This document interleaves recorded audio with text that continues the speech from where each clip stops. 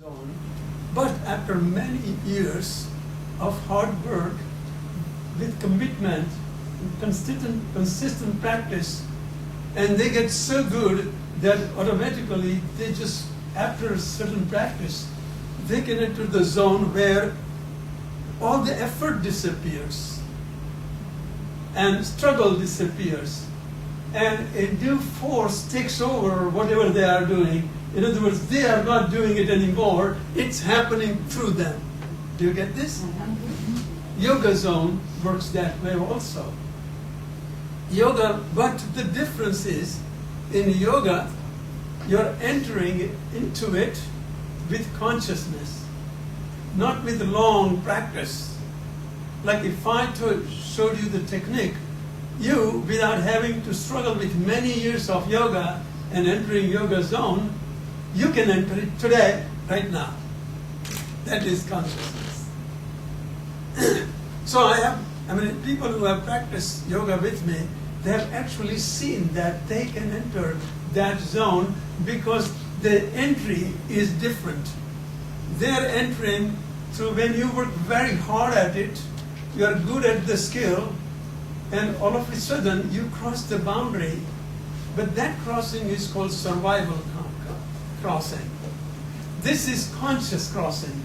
You do not have to go through survival level crossing. Why, for example, a mountain climber or those who take very great risk, they enter that zone because it is survival level attention that is so focused that their ego disappears, survival level takes highest priority, and they are so totally focused, they enter the zone. Do you get this? This is different. We all enter the zone every night. Did you know that? Every night you disappear. Your ego disappears. Your doer disappears. Your performer disappears. In other words, you are no longer performing sleep. You disappear who is sleeping. Why? But it is called unconscious because it is built into us.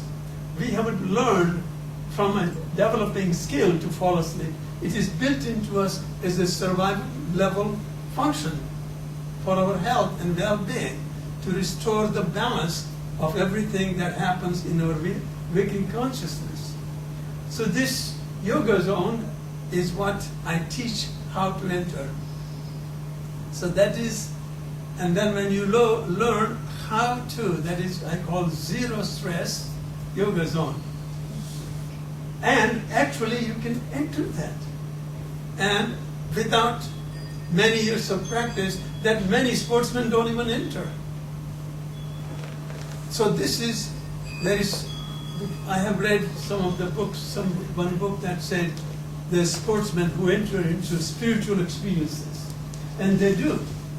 But if once they get off of that particular skill that they have developed, they have no way to enter it again. Once they are off it, they are like anybody else.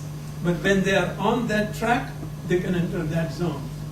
That's the magic that happens, but it is not applicable in all other expressions and interactions in their life. That means it can be a crutch. It's not a freedom. What do you do? Like somebody like, who was that, Fraser, who will get on the ring and bite off somebody's ear.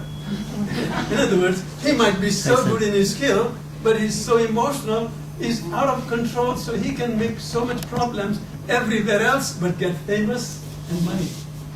That has nothing to do with yoga. Yoga means how to develop the connection with the source of integration that is inherent and inborn within you. So that is the yoga that I developed as a Kripalu yoga many years ago. It was out of the 1970 experience where I was practicing yoga with my wife and another couple as daily routine. This was in 1970. And all of a sudden, my body started moving, and the impulse for movement came from my body, not from my mind. That's completely different. That means the consciousness took over the movement independent of the mind.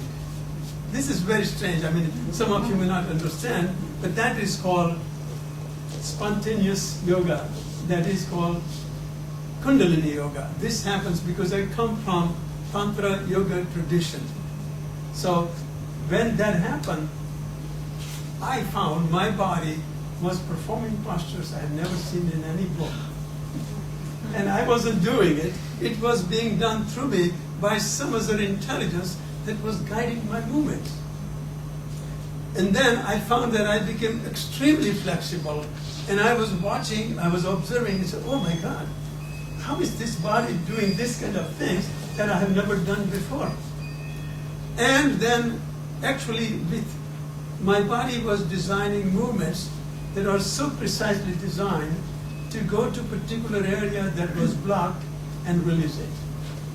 And that is when I discovered there is a higher intelligence which you will know as prana body. How many of you have heard about prana body? All of you heard, I just told you. So prana body is subtle body. And only when you get off your ego mind, your prana body becomes free to create independent movements that are not pre-programmed, but conducted by the higher intelligence.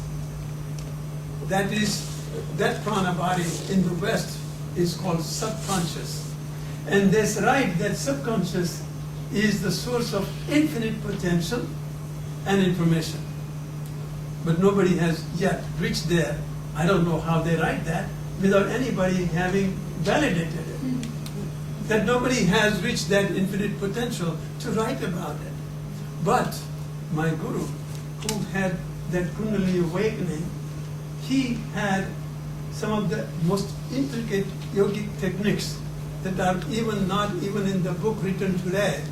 They started appearing through the awakened Kundalini that will make him do different postures, mudras, locks, and some of the secret mudras that are not even known. You cannot find a teacher, but when you connect with that zero stress yoga zone, you connect with the higher power. You have heard some of the people who do automatic writing, right? Where they go somewhere, from where it comes, similar things happen, but this is on a much different level, totally different level. Because after automatic writing, they don't become totally go into samadhi and become enlightened. Of course, they are better than every person, but it is not complete breakthrough.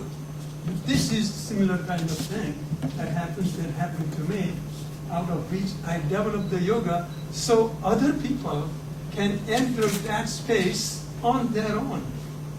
So I was able to redesign. In 1970, I had one of the largest yoga society of Pennsylvania. I was living in Philadelphia. I went to Philadelphia College of Art. I graduated from there, and I was teaching yoga all along the way, 1960. Some of you were not even born. So I started teaching yoga, and then 63 I graduated, and up to 66 I was working as a designer in a profession, very good paying job. But then I said, I want to teach yoga, and I want to go deeper in my practice. So I decided to give up my job and started teaching full time. By 1970, I had trained 50 yoga teachers, and I had 150 yoga classes under my organization. I'm talking about 1970. One time I was talking with somebody about yoga, and the next person who was listening says, I love it too. And when we found out she talked about yoga, we were talking about yoga. So that is the way it was about yoga in those days. It wasn't really that hardly anybody knew yoga. 150 yoga classes. Why? Because what I taught was really capturing the heart and spirit of yoga.